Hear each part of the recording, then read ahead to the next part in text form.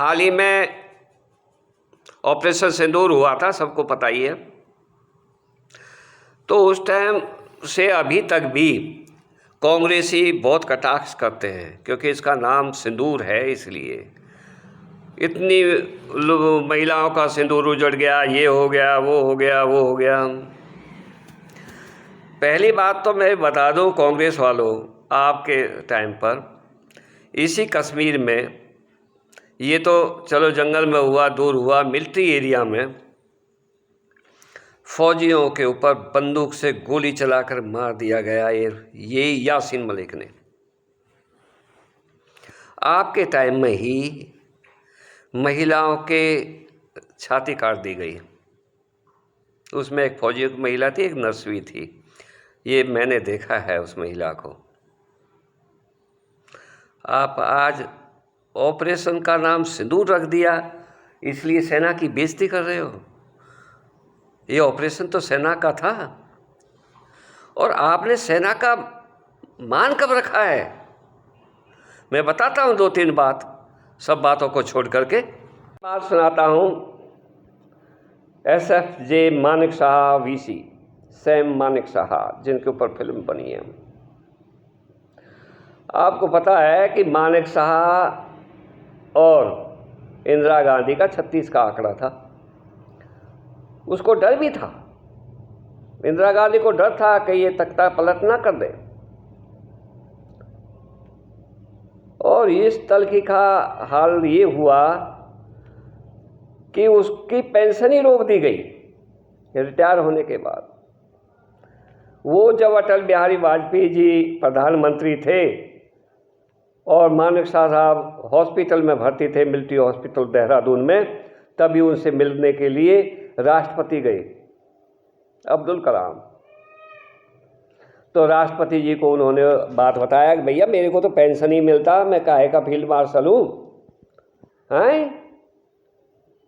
जब उन्होंने pension release कराया और पीछे का भी भुगतान किया, ये थी कांग्रेस की बात। दूसरा, आप जानते हैं पहले जनरल थे जो फील्ड मार्शल बाद में है, करियप्पा साहब, KM करियप्पा साहब।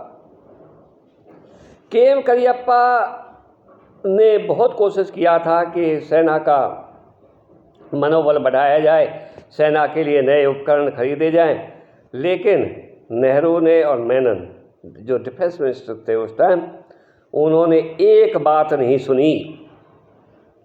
उल्टे भारतीय फौज कम कर दिया गया, 12 बटालियन रिजर्व भेज दी गई, 12 बटालियन, और एक बटालियन में उस टाइम 7 या 8 कंपनी होती थी, 5 तक तो आज भी होती हैं। 12-12 कंपनी होती थी, जिसमें 2 तो आसाम रेजिमेंट की 2 कंपनी थी। भेज दिया था, लोगों ने रिजर्व भेज दिया, 8-8 साल सर्विस था, और उनको कभी बुलाया नहीं। आपको पता होना चाहिए कि जनरल थमैया और VK नैनन की क्यों नहीं बनती थी। जनरल थमैया से नेहरू क्यों चिढ़ते थे? जनरल थमैया ने क्यों त्यागपत्र दिया? क्योंकि जनरल कॉल को आउट ऑफ टर्न प्रमोशन दिया गया था, जिसके पास कोई एक्सपीरियंस नहीं था, जिसका किसी मिलिट्री कॉलेज में या मिलिट्री अभ्यास में इतना अच्छा प्रदर्शन नहीं था, क्योंकि नेहरू के चहेते, नेहरू के चचेरे भाई होने के कारण उनको आउट ऑफ टर्न प्रमोशन दिया था, इसलिए जनरल थमैया ने त्यागपत्र दे दिया था। विदेश में पड़े हुए नेहरू और मेनन दोनों की सोच थी, हम तो धर्मनिरपेक्ष देश हैं, हम किसी पार्टी में नहीं हैं, हमको सेना की ज़रूरत क्या है, अंदर पुलिस संभाल देगी, इसलिए हमें सेना की कोई ज़रूरत नहीं है।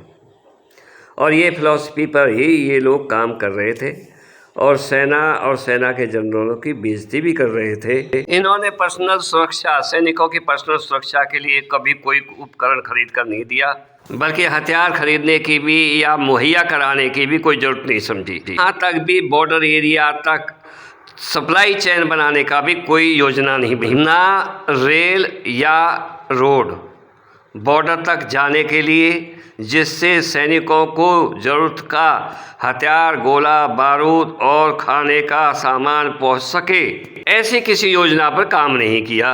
कहने को तो सारे डिपार्टमेंट थे, लेकिन उनके पास शक्ति नहीं थी, उनके पास धन नहीं दिया गया, जिस